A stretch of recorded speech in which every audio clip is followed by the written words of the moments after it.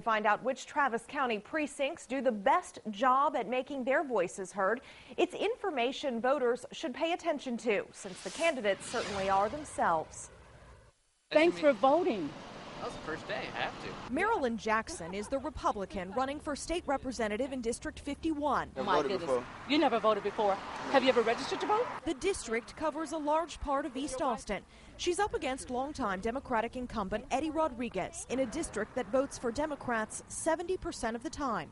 We went way back to the basics. On the first day of early voting, back to the basics means standing outside this polling place in Precinct 423, Jackson's home turf. A precinct with one of the lowest voter turnouts in the city. We're encouraging them that your vote matters. It counts. If you don't vote, don't complain. How's it going?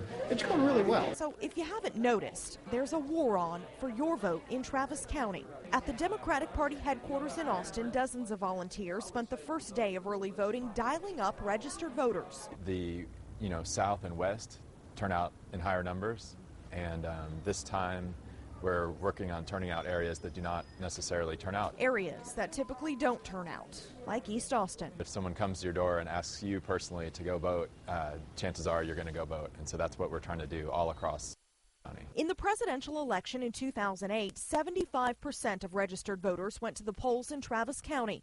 Compare that to the gubernatorial election in 2006, where less than 20% voted. We're thinking this year it'll be somewhere in between, and obviously we're trying to get as many as possible.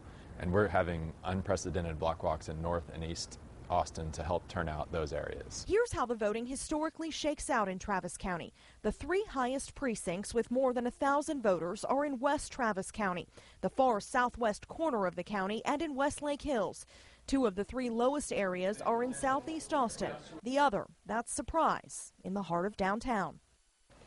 Now, in the last election, Precinct 444, which includes I-35 and West 6th Street down to Cesar Chavez all the way over to City Hall, they had the lowest voter turnout in the city. The polling place for elections in that precinct is City Hall.